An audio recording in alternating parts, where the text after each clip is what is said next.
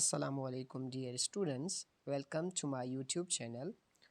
So far, we have discussed preposition and its two types in detail, their usages. So far, we have understood that how above and below are used in sentences. Okay, so today we have over and under. अॼु पाण over ऐं under जे usage जे बारे में पढ़ंदासीं। Over किथे use कंदा आहियूं? Over असां यूज़ कंदा आहियूं when something is resting on the surface of something and when you use something as a covering, as a cover. जॾहिं का बि शइ कंहिं शइ जे मथां रेस्ट में पियल हुजे एज़ अ कवर यूज़ कयो वञे उनखे त असां उते ओवर यूज़ कंदा आहियूं। Let's suppose put this blanket over the sleeping child. Put this blanket over the sleeping child. Now, child is sleeping and you use blanket as a cover over the child. तव्हां blanket खे कंबल खे ॿार जे मथां as a covering पिया use कयो त असां हिते तंहिंजे करे ओवर यूज़ कयो आहे। सजाद वोर एन ओवर कोट ओवर हिज शर्ट। सजाद खे शर्ट पातल आहे ऐं उन शर्ट जे मथां ॿी हर सेकेंड कवर जेको आहे उन पातो आहे, कोट पातो आहे जंहिंखे पाण ओवर कोट चवंदा आहियूं। माना कोट जे मथां ॿियो जेको पाण कोट शर्ट जे मथां पाईंदा आहियूं जंहिंखे ओवर कोट चइबो आहे। त सी Sajjad has used the overcoat as a cover something that is in rest and that is used as cover, then we use over there. I spread a cloth over the table.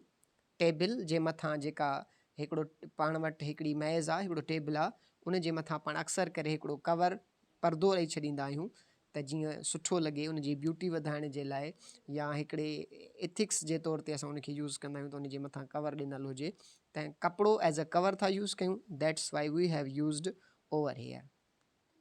So the second usage, जॾहिं असां वटि का बि शइ higher level ते हुजे पर उहा शइ उन शइ खे टच न करे, जंहिं बि शइ जे मथां असां का शइ हायर लेवल ते रखियो आहे पर उहा उन शइ सां टच में न हुजे। मिसाल जे तौर ते Ali held a large umbrella over Ayesha. Ayesha chair ते वेठी आहे, अली छा कयो आहे, अम्ब्रेला खे उन जे मथां झले बीठो आहे, हेल्ड करे बीठो आहे। त हाणे आयशा ऐं अली जे विच में टचिंग, आयशा ऐं अम्ब्रेला जे विच में का बि टचिंग न आहे। When something is not in touch. अच्छा, हिकिड़ी ॿी ॻाल्हि बि मां डिफाइन अॻिते कंदमि त ओवर ऐं जेको अबव में डिफरेंस छा आहे, बिलो ऐं अंडर में डिफरेंस छा आहे, त उते बि टच ऐं नॉन टच जो मां कॉन्सेप्ट ॾियां थो वधीकली तव्हांखे। त हिते बि मां तव्हांखे ॿुधाए छॾियां त ओवर असां तॾहिं पिया इस्तेमालु कयूं जॾहिं आयशा ऐं अम्ब्रेला जे विच में टच जो को बि कॉन्सेप्ट न आहे त असां उते इस्तेमालु पिया कयूं। There was a lamp hanging over the table. Table आहे, उन जे मथां लैम्प टंगियल आहे, मथां टंगियल आहे, अटैच न आहे, टच न आहे, मथां टंगियल आहे, हैंगिंग ओवर द टेबल। तंहिंजे करे असां हैंग ओवर उते इस्तेमालु कंदासीं जॾहिं कंहिं बि शइ खां असां हायर लेवल ते हुजूं पर उहा शइ उन सां टच में न हुजे। Usage number 3। हाणे ॻाल्हि अची वई टच वारी ऐं कॉन्टेक्ट वारी ॻाल्हि। मां तव्हांखे थोरो सम्झायां त तव्हांखे जीअं ॻाल्हि सम्झ में अची वञे। हिते तव्हांखे ओवर ऐं अबो जी जेको आहे डिफरेंस जो बि जेको आहे ख़बर पइजी वेंदी त डिफरेंस छा आहे, छा लाइ असां अबव ऐं ओवर छो इस्तेमालु कंदा आहियूं। हालांकि ओवर बि माना मथां, अबव बि माना मथां, इन में थोरी कन्फ्यूजन पैदा थींदी आहे ॿारनि जे लाइ, पर हाणे इहा शइ हिते क्लियर थी वेंदी। त का बि शइ जॾहिं वर्टिकली अपवर्ड हुजे हाइट जे हिसाब सां, असां वर्टिकल छा खे चवंदा आहियूं, जॾहिं वर्टिकल माना जॾहिं का बि शइ हाइट जे हिसाब सां पियल हुजे, from one side of the other side of something. असां हिकु त हाइट जे लाइ वर्टिकली अपवर्ड हुजे, ॿियो जॾहिं का बि शइ हिकिड़ी साइड खां ॿी तरफ़ वञे, ॿी साइड वञे मथां खां, त उते बि असां ओवर यूज़ कंदा आहियूं। हिकिड़ी ॻाल्हि यादि रखी छॾियो, हिकु मूवमेंट प्लस नो मूवमेंट, हिते नो मूवमेंट मूंखे लिखिणो हुयो पर मां प्लस ॿई मूवमेंट लिखी छॾिया। मूवमेंट प्लस नो मूवमेंट। का शइ मूवमेंट में हुजे तॾहिं बि ओवर यूज़ थी सघे थो, का शइ मूवमेंट में न हुजे तॾहिं बि ओवर यूज़ थी सघे थो, का शइ कॉन्टेक्ट में हुजे तॾहिं बि ओवर यूज़ थी सघे थो, का शइ कॉन्टेक्ट में न हुजे तॾहिं बि ओवर यूज़ थी सघे थो। इहो ओवर जो कॉन्सेप्ट आहे त का शइ मूवमेंट में आहे, हरकत में आहे त ओवर यूज़ थी सघे थो, जेकॾहिं न आहे तॾहिं बि थी सघे थो।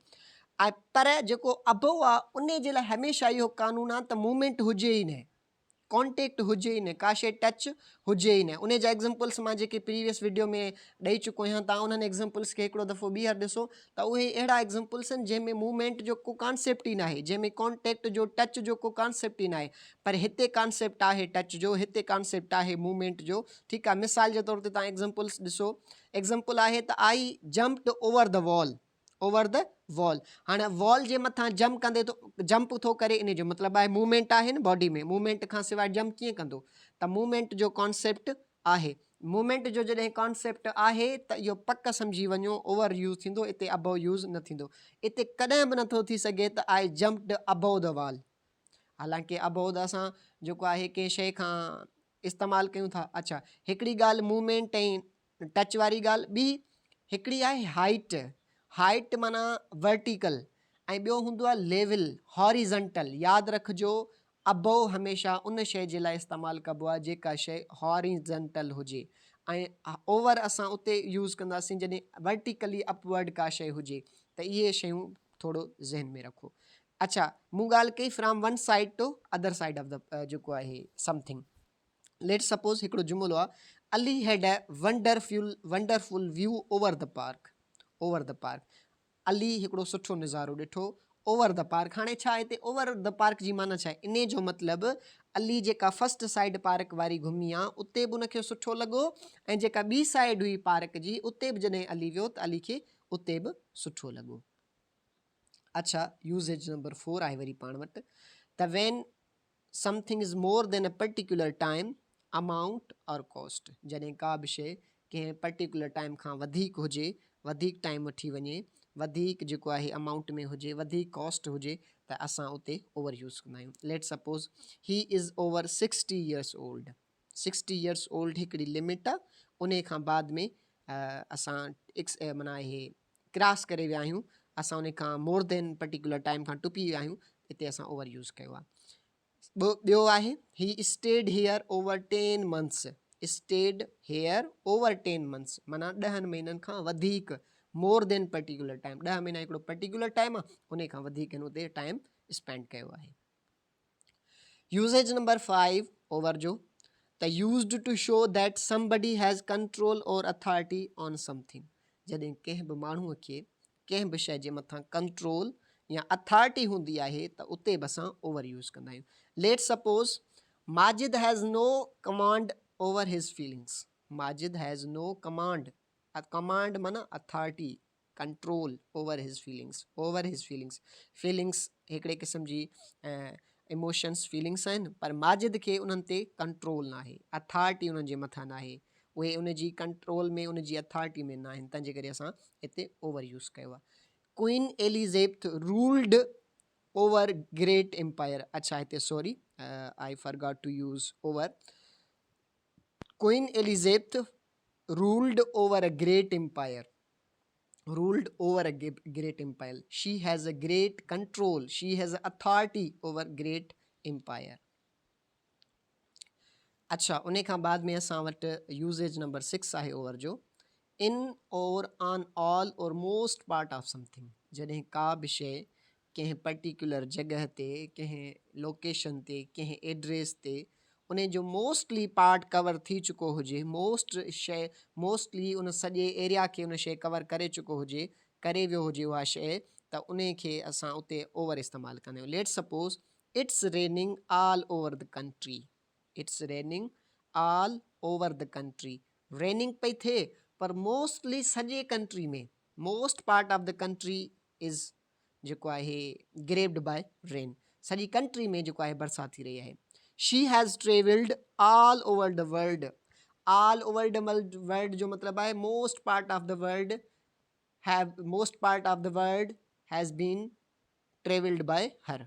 Most part of the world माना इते असां कॉन्सेप्ट कहिड़ो पिया वठूं, भले ठीकु आहे हिकु अधु मुल्क शी has not visited, but the concept is telling us that most part of the world has been visited by her. Snow is falling over the north of Pakistan. हाँ, नॉर्थ ऑफ पाकिस्तान जो इन जेको शुरू में वर्ड इस्तेमालु थिया न, इन जो मतिलबु इहो आहे त in the north of Pakistan the snow is falling. but that all north part of the Pakistan has been graped by snow. उते snow पइजी रही आहे. अच्छा, इन खां बाद में हाणे पाण वटि अंडर जो यूज़ेज आहे. अंडर किथे इस्तेमालु कंदा आहियूं? इन थ्रू और to a position that is बिलो समथिंग. कंहिं बि शइ पोज़ीशन खां का बि शइ जॾहिं हेठि हुजे उते असां अंडर इस्तेमालु कंदा आहियूं. I placed the duster under the table. मूं टेबल जे हेठां डस्टर खे रखियो आहे. Means the position of duster is under the below the table. They passed under the several bridges. शुरू में थ्रू इस्तेमालु थियल आहे, हिते थ्रू वारो कॉन्सेप्ट आहे. हिते अंडर जी माना we have passed through many bridges, several bridges. Usage number 2, when something is less than or lower than something, then we use under. It took us under an hour. तक़रीबन असांखे इन कम में कलाकु लॻो. हाणे कलाकु तक़रीबन माना उन खां घटि. It took us under an hour माना कलाक खां असांखे घटि टाइम लॻो. Less than 1 hour. Nobody under 18 is allowed to buy alcohol. 18 सालनि खां हेठि कंहिंखे बि इजाज़त न आहे त हू अल्कोहल शराब वाइन बाए करे सघे. I have an annual income under 1,50,000. Lower than. There is a concept of lower than, less than. When I don't have income of 1,50,000, then I am using that I have income under than, lower than, less than 1,50,000. अच्छा, जीअं मूं तव्हांखे ॿुधायो त जेको over जो concept आहे vertically upward use थींदो आहे. हाणे जेकॾहिं असां अंडर खे सम्झूं ऐं अंडर ऐं बिलो जो जेको डिफरेंस कढूं उहो कुझु हीअं आहे त अंडर वर्टिकली डाउनवर्ड शयूं जेके आहिनि उन्हनि जे लाइ माना हाइट जे लाइ इस्तेमालु थींदो आहे. जॾहिं का बि शइ वर्टिकली डाउनवर्ड हुजे उन जे लाइ असां इस्तेमालु कंदा आहियूं. ऐं जेको बिलो हुयो उन में वर्टिकल जो को बि कॉन्सेप्ट कोन हुयो. उते हॉरिज़ंटली का बि शइ लेवल जे हिसाब सां आहे. जीअं पाण जुमिलो लिखियो हो, the sun went down below the horizon. Below the horizon. Horizon is a level. Horizon असां एज अ लेवल पिया इस्तेमालु कयूं, उते एज अ सतह सरफेस पिया इस्तेमालु कयूं. ऐं उते जेको आहे हॉरिज़ंटल कॉन्सेप्ट हुयो. हिते अंडर में वर्टिकल कॉन्सेप्ट खे वरितो वेंदो आहे, हाइट खे वरितो वियो आहे. अच्छा, अंडर में मूवमेंट थी सघे थो, नॉन मूवमेंट बि थी सघे थो, कॉन्टेक्ट थी सघे थो, नो कॉन्टेक्ट बि थी सघे थो. माना जीअं अबव में कॉन्टेक्ट नथो थी सघे, बिलो में कॉन्टेक्ट नथो थी सघे, पर हुन में ओवर में ऐं अंडर में ॿिन्ही में कॉन्टेक्ट थी सघे थो. का शइ टच में हुजे तॾहिं बि असां उते ही शयूं यूज़ करे सघूं था. पर उन्हनि ॿिन्ही जेको अबव ऐं बिलो आहिनि उन्हनि में मूवमेंट ऐं कॉन्टेक्ट जो को बि कॉन्सेप्ट कोन्हे. उहे नॉन कॉन्टेक्ट नॉन मूवमेंट वारियुनि शयुनि जे लाइ इस्तेमालु थींदियूं आहिनि. ॿई प्रीपोज़िशन्स आहिनि. Example, the cat is under the table, the clock is hanged over the wall. Vertically clock जेको आहे टंगियल आहे, तंहिंजे करे असां हिते हैंग्ड ओवर द वॉल लिखियो आहे. So thank you so much. If U have any question U can ask me in comment. I have made 3 questions for you to attempt. Please try to understand and attempt these prepositions so that it may help you in attempting BPS 5 to 15 test. So these are the MCQs that you can watch and you can attempt. Thank you so much.